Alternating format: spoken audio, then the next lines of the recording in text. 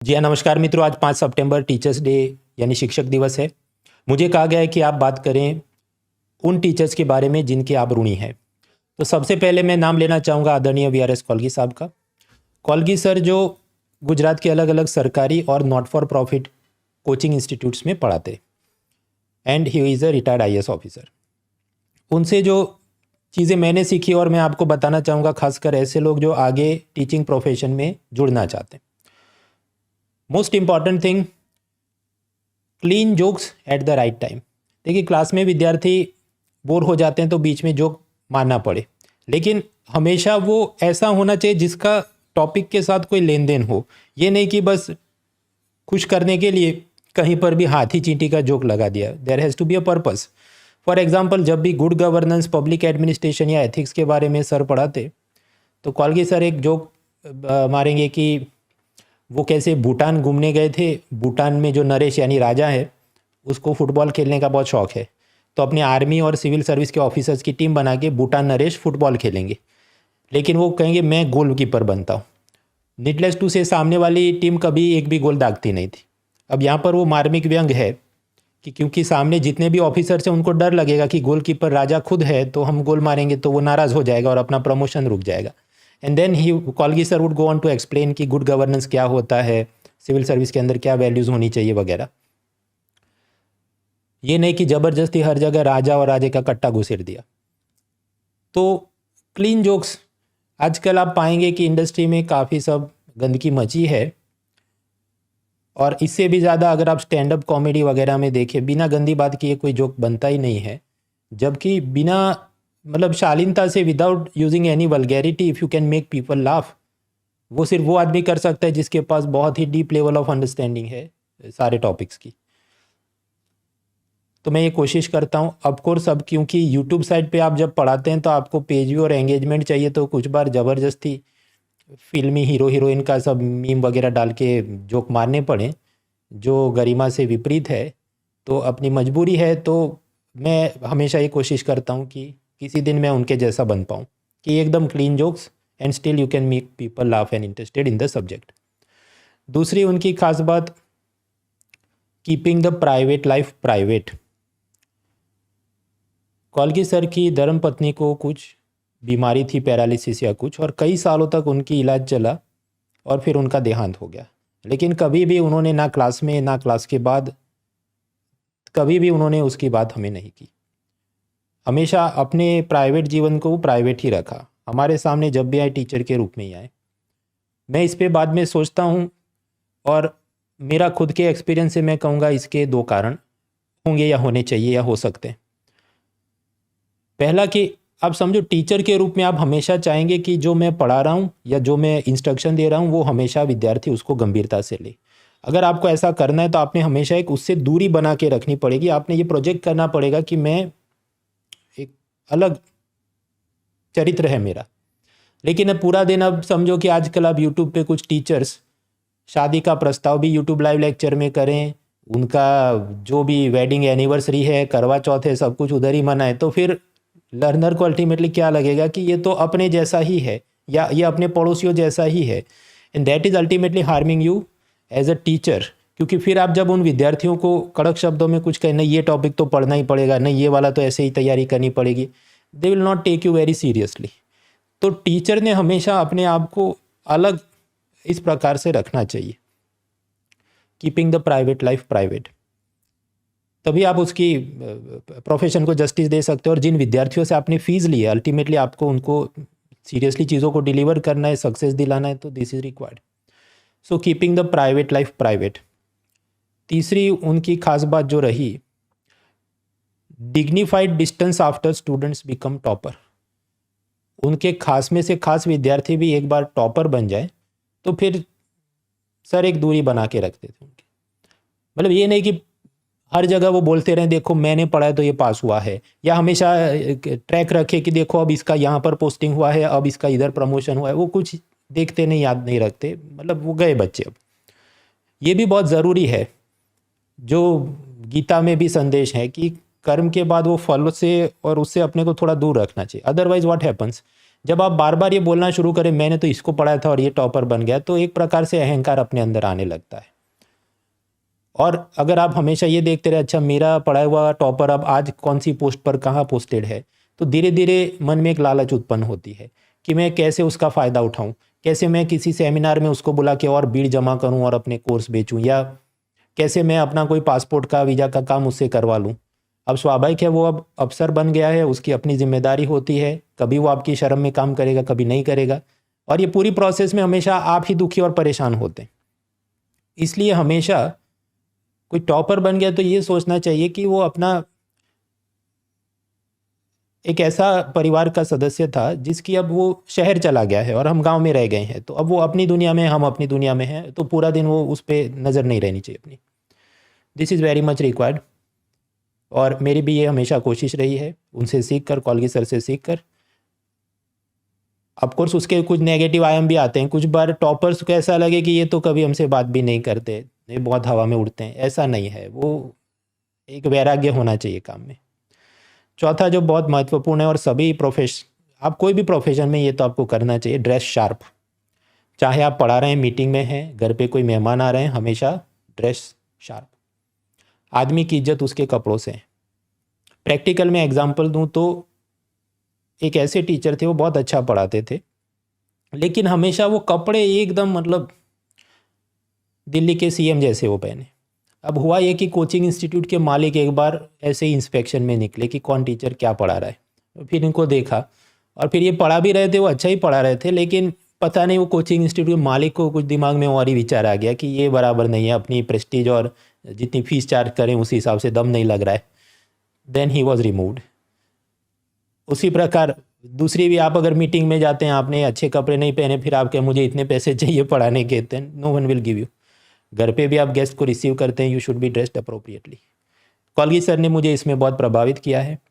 Of course यहाँ तो अपना यूनिफॉर्म है तो टी शर्ट ही पहननी पड़े, बट उसके अलावा जब भी मैंने लेक्चर्स दिए कहीं भी, तो पाएंगे मैंने हमेशा टाई पहनी होती है, हमेशा टाई पहनी होती है, क्योंकि सर का वो एक स्टाइल रहा है जिसको मैंने कॉपी किया।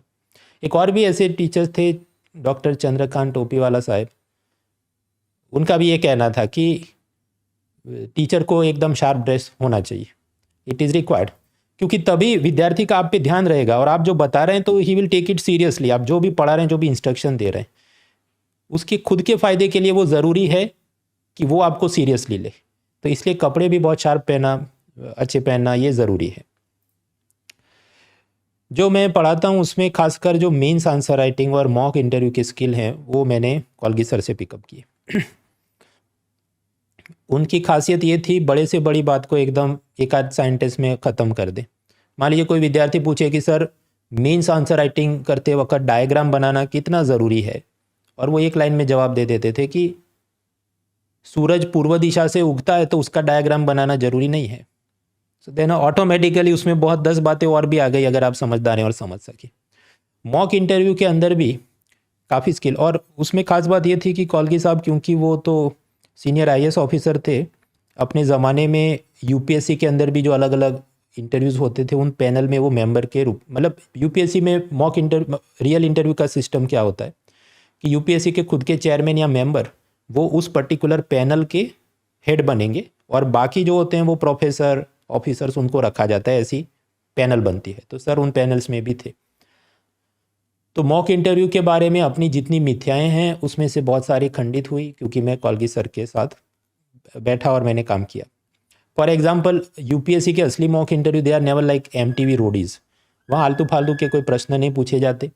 अगर उनको लगे कि ये बच्चा थोड़ा मतलब स्ट्रेस में आ गया है, खुल के बोल नहीं पा रहा है, तो जानबूझ के वो आपको आसान सवाल भी पूछते हैं ताकि आपकी क्या हॉबीज़ है वगैरह, ताकि आप थोड़ा खुल के अपनी आपको बता सके। बिकॉज जो यूपीएससी पैनल है उसको ये समझ होती है कि हर एक गांव शहर से आया उसका इतना अच्छा कम्युनिकेशन स्किल नहीं होगा जितना कोई बड़ी कॉलेज के बच्चे का होगा। तो बहुत सारे आयाम हैं। कई बार हम अननेसेसरीली कुछ शॉर्ट्स और रील देख के अपने दिमाग में बैठ गया है कि ये ऐसा ही होना चाहिए इंटरव्यू के अंदर सक्सेसफुल कैंडिडेट, ऐसा कुछ नहीं है। और बाद में भी जब रिजल्ट आते हैं, और क्योंकि मैंने तो मॉक इंटरव्यू में उस विद्यार्थी को देखा बाद में वो सिलेक्ट हुआ है, तो मुझे तो पता कौन कितने पानी में था और कौन कितने मार्क्स से सिलेक्ट हुआ है। तो बहुत सारी चीज़ें वो मिथ्याएं हैं, और बार बार मैं आपको दोहराता हूँ कि ये रॉयल एंट्री टॉपर्स के कुछ शॉर्ट्स और रील देख के अपने आप को आप इन्फीरियोरिटी कॉम्प्लेक्स हीन भावना में मत लाइए कि मुझसे तो ऐसा बोला नहीं जाता, मुझसे तो ऐसा बैठा नहीं जाता, मैं तो इतना स्मार्ट दिखता नहीं वगैरह, वो सब मिथ्या बातें। तो ये सब जितनी चीज़ें मैंने देखी सीखी समझी हैं उनके लिए मैं कॉलगी सर का आभारी हूँ। अलग अलग लेक्चर्स हैं तो अलग अलग एग्जाम्पल होने चाहिए। अलग अलग इंस्टीट्यूट में आप गए जिसमें अलग टॉपिक आपको दिया गया तो अलग, ऐसा नहीं कि हर जगह एक ही चीज़ को छापा जा रहा है। कुछ टीचर्स क्या अपने को अपडेट नहीं करना उनको, लेकिन फिर उनका कैरियर की शेल्फ लाइफ हमेशा कम ही रहती है, तो ये भी एक अच्छी चीज़ उनसे समझने लायक है। मैंने आपको बताया सर, तो मतलब वो पैसों के लिए वो नहीं पढ़ाते थे, वो ऐसे नॉट फॉर प्रॉफिट और सरकारी इंस्टीट्यूट्स में अलग अलग ट्रेनिंग प्रोग्राम में जुड़े थे। अब जैसे जो इंडियन इकोनॉमिक सर्विस एग्ज़ाम होती है, जो भी यूपीएससी लेती है और उससे ये Indian economic service officers select होते हैं, उनकी ट्रेनिंग ऐसी होती है कि कुछ ट्रेनिंग इंस्टीट्यूट में हुई और कुछ ट्रेनिंग के लिए उनको स्टेट्स में भेजा जाता है। तो मान लीजिए ये जो विद्यार्थी यहाँ पर आपको दिख रहे हैं, they are probationers, IAS probationers, और उन्हें भेजा गया गुजरात में, जहाँ पर मान लीजिए उनको 3 महीने 6 महीने ट्रेनिंग लेनी होगी। अलग अलग डिस्ट्रिक्ट में वो जाएंगे, आनंद का मॉडल समझेंगे, अमूल मॉडल, वो रिलायंस की रिफाइनरी देखेंगे वगैरह, और उसके बारे में जो उनको ट्रेनर अटैच किया गया वो सब बताएगा। ये जो ट्रेनिंग है वो ख़त्म होने के बाद एक यूनिक बात ये होती है कि उन प्रोबेशनर्स ने एक प्रेजेंटेशन देना होता है ट्रेनर को कि हम गुजरात के बारे में क्या समझे। उसी तरह बाकी स्टेट में भेजे तो वहाँ पर उन्होंने प्रेजेंटेशन देना होगा। और इसकी खास बात यह है कि ये प्रेजेंटेशन के हिसाब से इन प्रोबेशनर्स को मार्क्स मिलते हैं, और उस मार्क्स के हिसाब से उनकी आगे सीनियरिटी प्रमोशन में फ़र्क पड़ता है। तो मुझे किस्सा याद है, एक बार ये हुआ कि ये पूरा ट्रेनिंग प्रोग्राम एंड होने का है, प्रोबेशनर को प्रेजेंटेशन देना था और उसके पास मैकबुक था। अब सरकारी इंस्टीट्यूट में जो भी प्रोजेक्टर होते हैं उसके अंदर आप जानते हैं वो विंडोज़ वाला पीसी से कनेक्ट होगा, मैकबुक वाले में से कनेक्ट हो भी जाए तो वो दिखाएगा नहीं या प्रॉब्लम्स आएगी। तो वो प्रोबेशनर बहुत परेशान हो गया, उसको डर लगने लगा, पूरा करियर उसको धुंधला दिखने लगा कि अब मैं तो प्रेजेंटेशन ही नहीं दे पाऊंगा तो मुझे मार्क्स नहीं मिलेंगे और मेरी सीनियरिटी और सब चीज़ को असर होगी। बट स्टिल कॉलगी सर ने उसको हौसला दिया कि भाई ये प्रेजेंटेशन आपके दिल में है, ये टीवी पे दिखा कि नहीं उसकी चिंता मत करो, तुम सीधा ही मुझे बताओ क्या समझे and I will give you the marks. And he was very न्यायोचित, उन्होंने उसका फैसला किया था। तो ये भी टीचर के अंदर एक चीज़ होनी चाहिए, बड़ा दिल होना चाहिए। Unnecessary too much rule abiding, खासकर आप जाने कॉलेज के प्रोफेसर ज़रूरत से ज़्यादा चोंचलापन करते हैं तो इट इज़ नॉट हेल्पफुल। आप कोई भी संस्था में काम करते हैं, you have to make yourself indispensable. और अगर टीचिंग या कोचिंग की बात करें तो ऐसा विषय पकड़ना चाहिए जो बाकी लोग नहीं पढ़ा रहे हैं या जिसकी शॉर्टेज है। जब मैंने कोचिंग इंडस्ट्री ज्वाइन की तो गुजरात में हिस्ट्री, पॉलिटी, ज्योग्राफी ये सब के अंदर बहुत टीचर्स थे, तो काम ढूंढने भी जाओ तो मिले नहीं। और इकोनॉमी के अंदर टीचर्स ही नहीं थे। इकोनॉमी में टीचर्स मतलब ना के बराबर थे। एक प्रोफेसर रोहित शुक्ला साहब थे, लेकिन उनकी उम्र बढ़ रही थी तो वो हर जगह पर लेक्चर्स के लिए जा नहीं पाते थे। So then I decided to pick up the economy as a subject. और फिर उस विषय को आप बहुत अच्छे से पढ़ाएं तो फिर आपका करियर उसमें स्टेबल और सेट रहता है। तो दैट वन शुड लर्न। इसके अलावा मैं आभारी हूँ डॉक्टर पिंकी पांड्या मैम। 2005 के आसपास का ज़माना में याद करूँ जब गुजरात यूनिवर्सिटी में कोई टीचर पावर पॉइंट से पढ़ाते नहीं थे, और अगर पढ़ाएं भी तो वो पावर पॉइंट वो विद्यार्थियों को नहीं देंगे कि ये लो बेटा और उससे रिवीजन में आपको सुविधा होगी, नहीं। ऐसा एटीट्यूड था, नहीं ये पावर पॉइंट तो मेरी शक्ति है, मैं अपनी शक्ति तुम्हें कैसे दे सकता हूँ। लेकिन मैम हमेशा जो भी उन्होंने पावर पॉइंट बनाया विद्यार्थियों को दे देती थी, पढ़ने में आसानी रहे, समझने में आसानी रहे।